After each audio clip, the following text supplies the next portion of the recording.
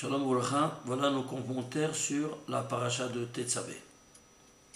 Avant de la commencer, on va dire un avant-propos et puis on pourra comprendre la suite de la paracha. Voyons ici, le dernier des prophètes, ça a été Daniel, et avant de clôturer toutes les prophéties, il nous dévoile un dernier secret.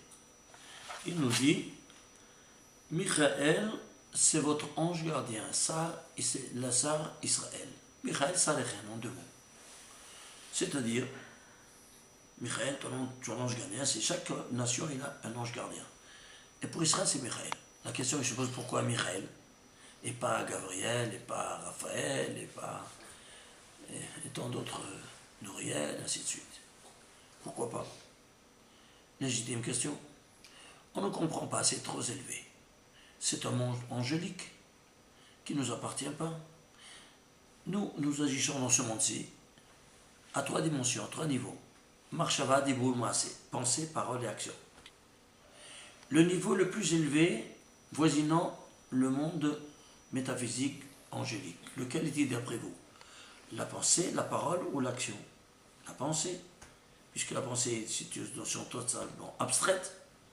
Très bien, alors à nous de voir un peu qu'est-ce que ça représente la dimension de la pensée.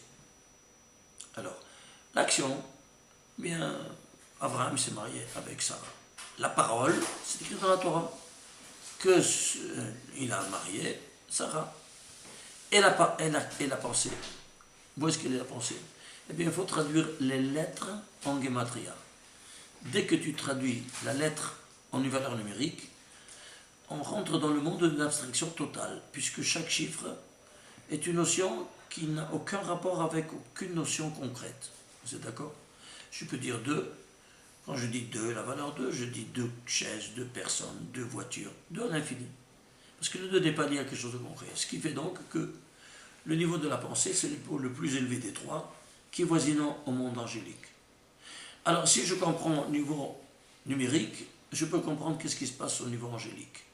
Parce que c'est voisinant. Alors, qu'est-ce que je fais? Je traduis. Michael, combien c'est? C'est 101. Et Israël, c'est combien? C'est 541. Alors, mathématiquement, est-ce qu'il y a un dénominateur commun entre les deux? Oui. Lequel? Tous les deux sont des nombres premiers. Qu'est-ce que c'est un nombre premier? Qui ne se divise que par eux-mêmes ou par le 1? Alors, on va voir, par exemple, 1, 2, 3, 5, 7, 11, 13, 17, 19, et ainsi de suite. Alors, qu'est-ce qu'on a? On a, imaginez-vous ça, que 501, peut-être on va voir, moi ici c'est mieux. Regardez ici. Pour ceux qui ne connaissent pas un peu les maths. Le premier nombre premier c'est 1, le deuxième nombre c'est 2, le troisième, le quatrième c'est 5, le cinquième c'est 7, parce que le 6 il est divisible. Le sixième, c'est 11 parce que 8, 9, 10 sont divisibles. Alors 11, c'est le sixième. 12, il n'est pas parce qu'il se divise par 2. Donc le septième, c'est 13. Le huitième, c'est 17. 14 divisible, 15 divisible, 16 divisible, 17 non. 19, 23. On continue. Le 11e, c'est 29. Le 12e, c'est 31. Tu continues jusqu'au 101e nombre premier et il correspond à 541. Alors, si on le comprend au niveau mathématique, alors on le comprend au niveau métaphysique également. Voilà donc que tous les deux sont des nombres premiers, soit le 101, soit le 541, et en plus, que 541, c'est le 101e nombre premier. Très bien. Alors, ceci est valable au niveau métaphysique. Vous voyez un peu? Le niveau physique, eh bien, le niveau physique, c'est quoi? Eh bien, notre ange gardien, c'est Moshe Rabbeinu. Alors, il doit avoir 101, lui ou non? Mais nous voyons que si tu fais la guématria de son nom, c'est 345. C'est pas 101. Regarde, il faut voir un peu quelle est la caractéristique qui caractérise Moshe Rabbeinu. Il était Anav Mikol Adam. Il était l'homme le plus humble de la terre. Et comment s'exprime l'humilité? L'humilité s'exprime par le fait qu'une personne il ne se fait pas entendre, il ne se fait pas voir, il s'efface. Alors, qu'est-ce qu'on va dire? On va prendre donc la dimension caché du nom de Moshe. Écrivez Moshe en entier. Regardez. Voyez? Et vous écrivez Mem, Shin, Hey. Et vous prenez la dimension cachée. Mem c'est 40. Shin, In, Yud, Nun, dimension cachée du Shin, c'est 60. Hey, c'est Aleph 1, mais c'est 101. Voilà donc que ici, c'est drôle, et pourtant, ça retourne de nouveau à Moshe Rabbeinu. Alors, si on a soit au niveau physique, soit au niveau métaphysique, ce n'est pas le jeu du hasard. Si ce n'est pas le jeu du hasard, je devrais le trouver à chaque fois. Chaque fois qu'on parle d'Israël. Oui, on va voir. Mais comment maintenant, on va voir maintenant comment il va s'effacer maintenant Moshe Rabbeinu face à la menace de Akadosh Baruch Hu, qui dit à Moshe Rabbeinu, après la faute du veau d'or, laisse-moi effacer ce Baminan, le Am Israël, et je reprendrai de toi de faire un grand peuple. Qu'est-ce qu'il dit Moshe Rabbeinu? Il dit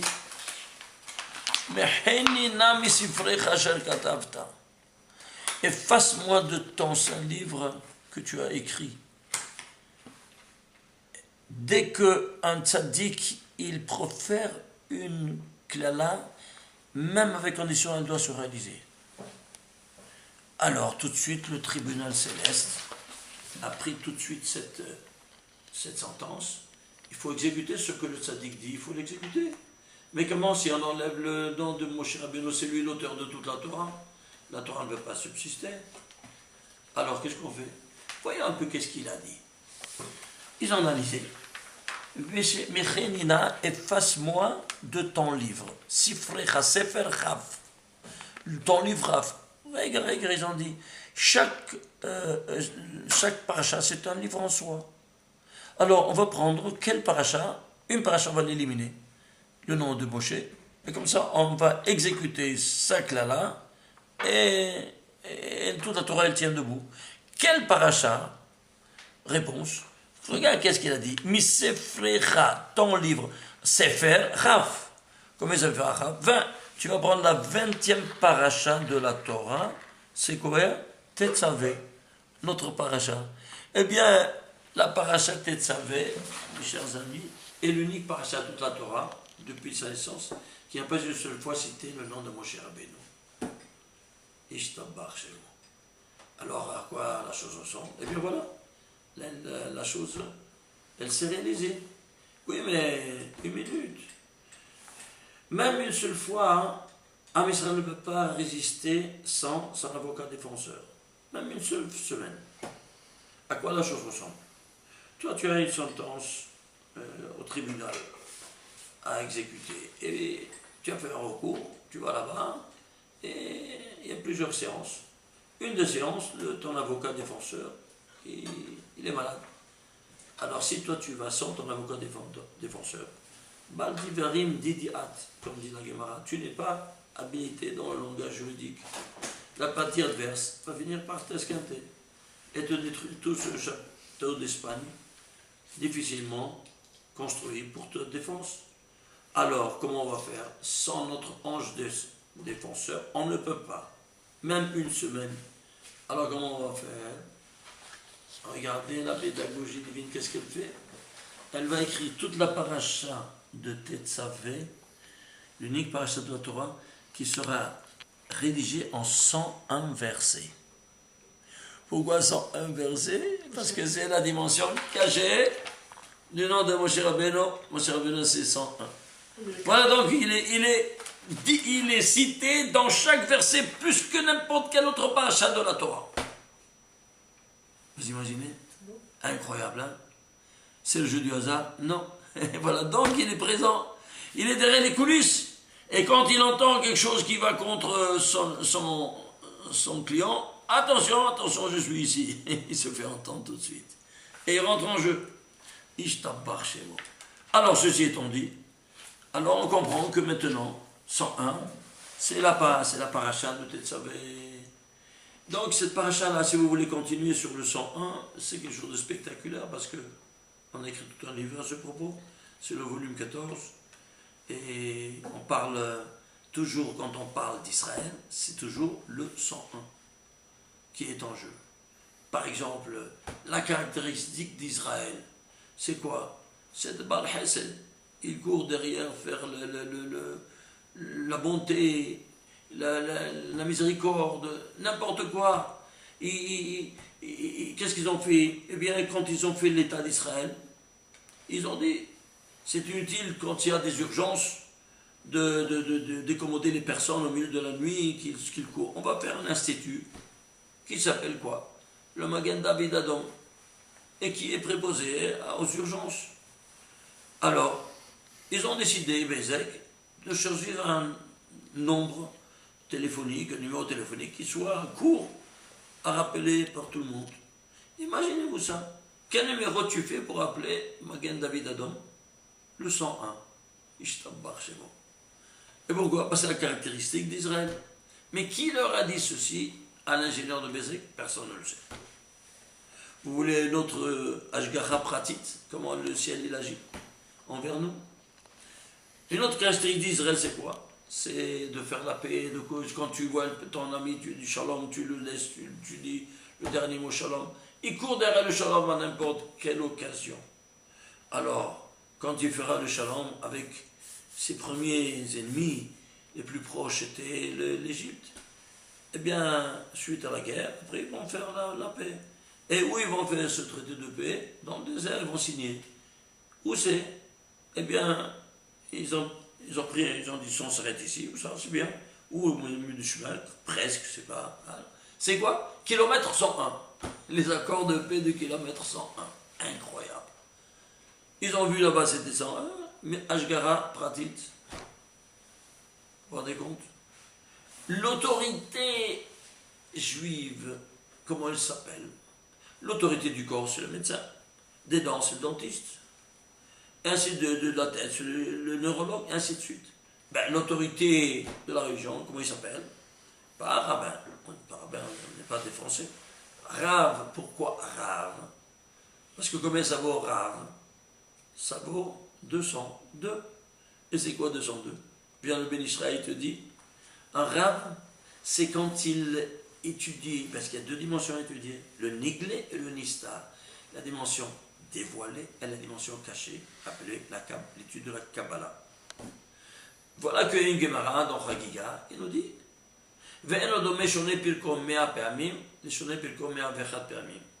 ça ne ressemble pas, celui qui étudie son chapitre 100 fois, de celui qui l'étudie 101 fois. Qu'est-ce qui se passe? Ça fait toute une autre dimension. Oui. Pourquoi? Parce que toi, tu feras vibrer ton chapitre dans la même longueur d'onde de ta Neshama. Ta Neshama, c'est 101. Tu vas vibrer 101 fois ce chapitre, tu l'as intégré. 100, ce n'est pas ta longueur d'onde. Pire encore, c'est quoi? C'est le même Samer. Même Samer, c'est le nom de l'ange de l'oubli.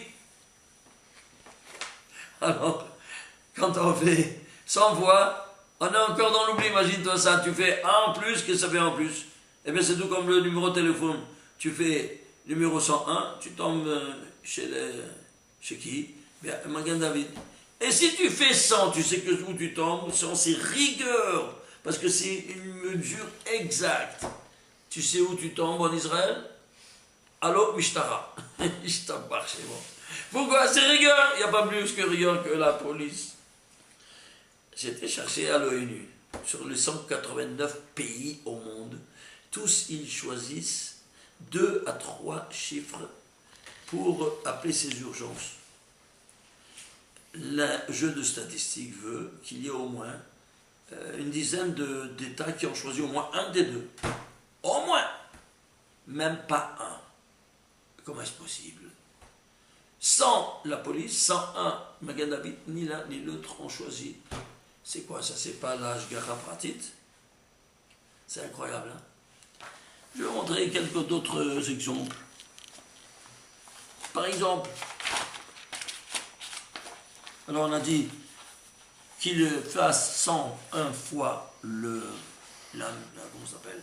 101 fois l'étude Niglé et 101 fois l'étude Nista. Alors c'est pour ça qu'il s'appellera Rav. C'est clair?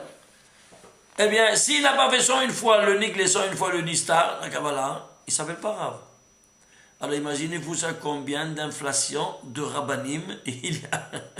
Moi aussi, malheureusement, j'ai jamais pu faire 101 fois la chose. Ah, vous vous rendez compte? Alors, personne de nous peut s'appeler Rav. C'est clair. C'est triste de le dire, mais qu'est-ce que vous voulez? C'est comme ça que ça se fonctionne. Alors, ceci étant dit, la religion, comment ça s'appelle? Date. Pourquoi date? Date, parce que c'est 404. C'est quoi 404? C'est 4 fois 101. C'est quoi 4? Le tétragramme divin qui se conjugue avec Israël nous donne l'unique religion au monde. Et les autres, que ce ne sont pas des religions, ce sont des pseudo-religions. C'est clair? Est-ce que vous comprenez cette dimension-là? Par exemple, nous provenons, nous, de qui? De Abraham et Sarah. Allons voir. Le nom d'Abraham, si nous allons voir le nom d'Abraham, il est combien? Il est 248. Comme tout le monde sait. Ah oui, mais 248. Pourquoi? Oui, le 101.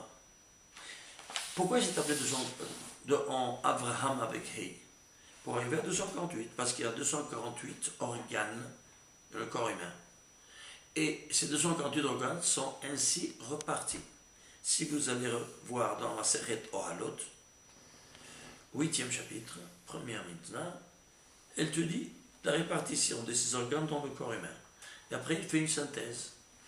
À droite, il y a 101 organes qui sont symétriques à 101 de gauche. Et au centre, des organes comme l'estomac, le cœur, etc., il n'y en a que 46. Total, 248. C'est quoi 101 à droite, 101 à gauche? On comprend maintenant une Gemara dans Shabbat qui nous dit, à la sortie, à l'entrée du Shabbat, qu'est-ce qu'on est? Bien, on sort de le Beth Knesset pour aller à la maison manger. Il y a 2 anges qui t'accompagnent. Un 101 de droite, de défenseur, et un accusateur. Et s'il voit la table bien mince, avec les bougies, avec les 12 ranotes, tout est prêt, tout est mis sur Shulchan Aruch, comme on dit, eh bien celui de droite, il dit Yehir Hatson, que ce soit dans tes volontés, Akadosh Baruch Hu, que le Shabbat prochain soit comme celui-ci. Celui de gauche, le Mekatrek, il doit forcément dire Amen. Et si on rentre, et qu'est-ce qu'on voit? On voit, il n'y a pas les bougies, il n'y a pas le Shulchan Aruch, il y a la télévision, et le fils qu'il est dans sa chambre avec l'LSD, puis Kodot Barminan. Et qu'est-ce que tu vois? Celui de gauche, il semble que le prochain Shabbat soit comme celui-ci, et celui de droite, il est obligé à dire Amen. Pourquoi? Parce qu'il nous dit, la Gemara, mitzvah goreret mitzvah, ve'avera goreret avera. Une mitzvah, comme récompense, en engendre une autre. Et une avera, par punition, en engendre une autre avera, une autre transgression. Alors il faut faire très attention justement à ce niveau-là. Alors, qu'est-ce qu'on voit? On voit ici que de 248, c'est quoi? C'est cette dimension-là. Mais il y a aussi le même Sophie. Le même Sophie, c'est quoi même Sophie? Même Sophie, c'est 600, comme vous savez. Alors si tu fais même Sophie à 600, combien ça te fait donc? Tu fais le Gematria, ça te fait 808. C'est quoi 808? Eh bien, 808, c'est 8 fois 101. Pourquoi 8 fois 101? Eh bien, parce que Abraham Avinu, ça a été le premier avec qui, Akadosh Baruch Hu, il a fait le Brit Kodesh au 8e jour, qu'il a fait à son fils. Alors, 8 fois 101, c'est-à-dire le 101, il devient juif à son 8e jour. Et ça, c'est le départ du monothéisme. Ah, Baruch HaMezavek Zibugim. Sa femme, comment elle s'appelle? Elle s'appelle Sarah. Alors, si elle s'appelle Sarah, combien c'est Sarah? Sarah, c'est 505. C'est quoi? C'est pas la Peugeot. C'est 5 fois 101. Pourquoi 5 fois 101? Parce que la mère juive, c'est elle qui donne la religion aux gosses. Et donc, les 5 degrés de Nefesh, Ruach, Neshama, Haya, Yahida. Alors 5 fois 101. 5 fois 101, c'est ça. L'ensemble, 808, et 505. Combien ça te fait? 1313. C'est quoi 1313? C'est 13 fois 101. C'est quoi? C'est l'unité divine qui va se conjuguer avec Am Israël, avec le paramètre 101 qui est Israël. Et ça nous donne quoi? Les deux premiers parents du monothéisme. C'est clair? Voilà donc comment ça fonctionne. Maintenant, si on prend par exemple, d'où est le départ de tout ça? Avant, il s'appelait Avram. Oui, il s'appelait Avram. Et la Torah lui dit, tu t'appelleras plus Avram, tu t'appelleras Abraham. Pourquoi? Qui Avramon goyim netatira. Parce que tu seras le père d'une multitude de nations. Avramon goyim netatira, ça devient Abraham. Alors, il sera le père de qui? Le père de Hamon. Combien ça vaut Hamon? Hamon, ça vaut 101. Donc, le père de qui? Voilà le premier père du 101. C'est qui nous dit tout ça?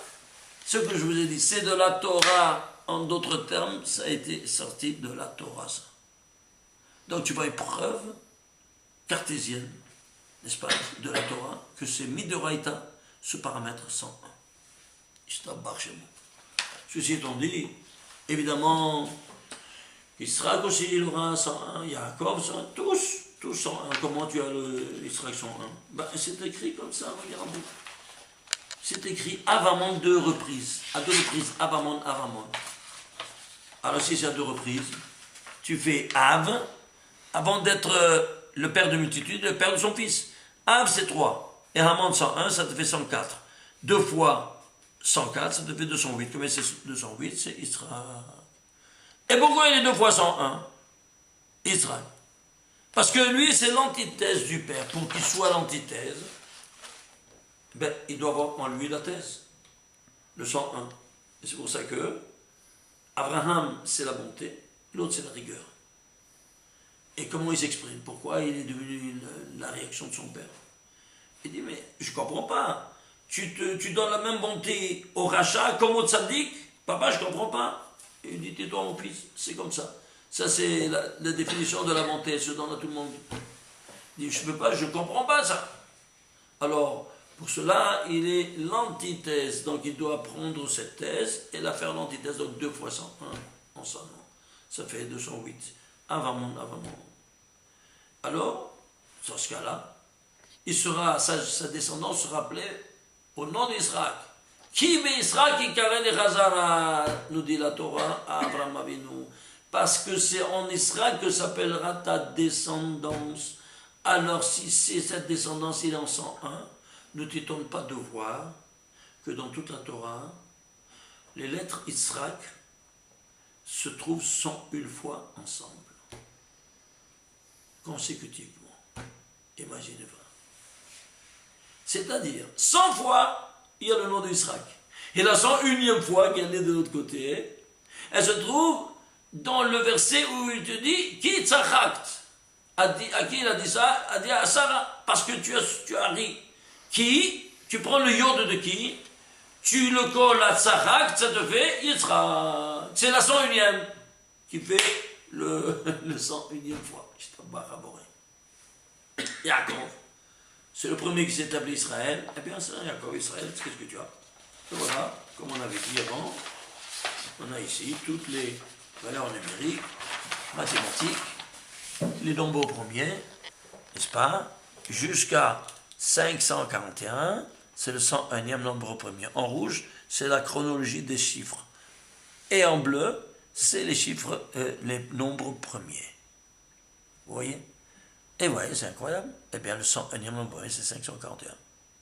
Mais attention, il y a beaucoup des matheux qui ne savent pas cette règle, même en mathématiques, que le 1, c'est un nombre premier. Et qu'est-ce qui s'est passé? Étant donné que c'est très difficile de citer une définition proprement dite des nombres premiers, contenant le 1. Alors, pour contenir le 1, il fallait plusieurs pages pour définir les nombres premiers. Alors si on a levé le 1 avec une seule phrase, qu'est-ce que c'est que le nombre premier qui se divise que par le 1 ou par eux-mêmes? Alors c'est à partir du 2. Voilà donc que vient le Bègue, un matheux de 1899, eh bien, il a dit, le 1 c'est le premier nombre premier. Alors, c'est quelque chose d'incroyable comment les nations, ils ont mis de côté le 1, pourquoi? Pour la simple raison qu'ils ont rejeté le monothéisme, alors ils ne peuvent pas admettre le 1 en nombre premier. S'ils rejettent le monothéisme, et la définition du monothéisme, c'est 1.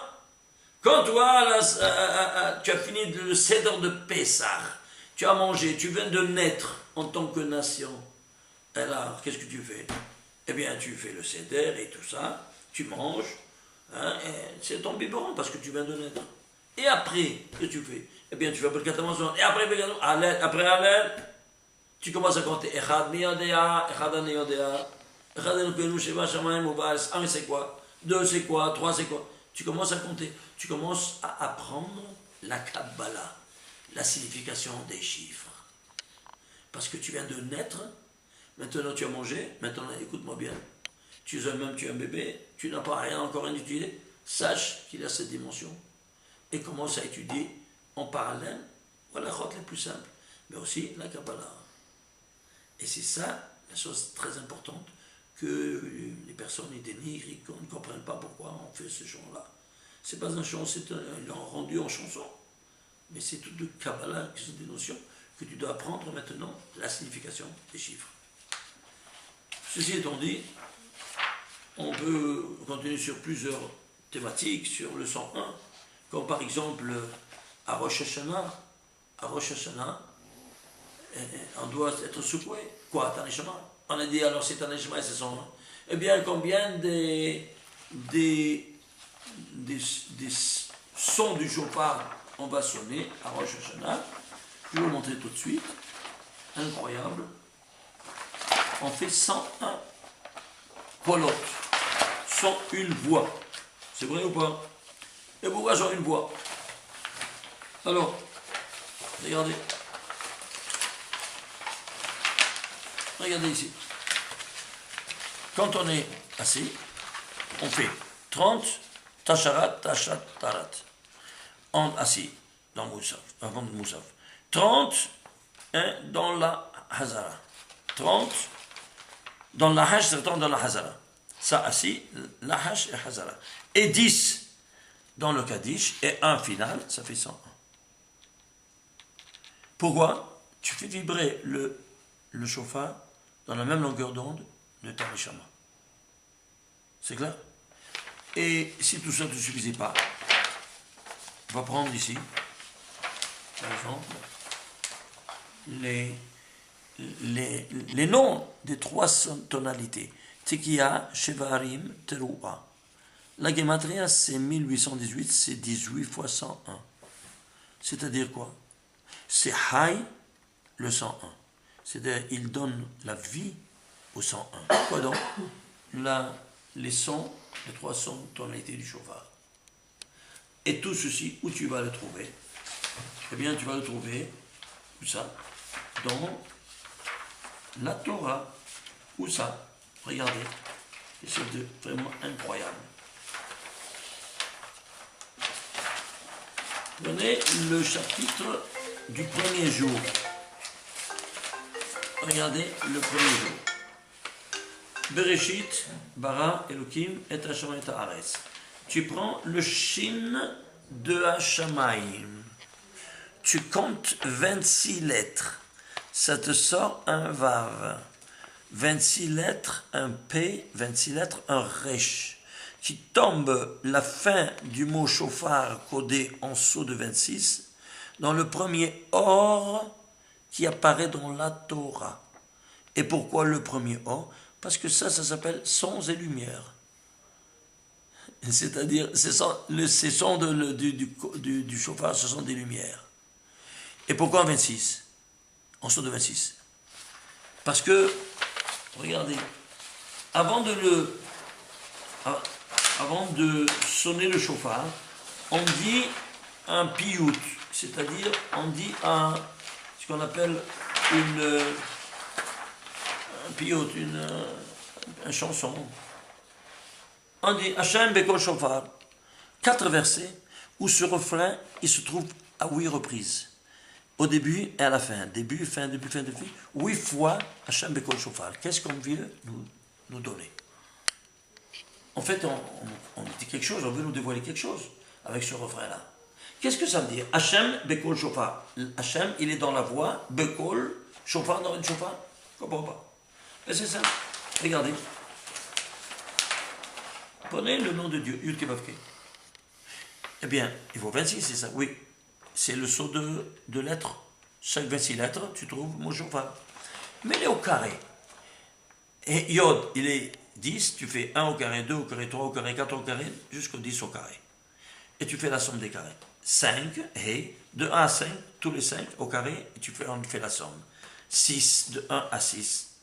1 et 5, de 1 à 5. Le total de tous ces carrés, 586. C'est quoi 586?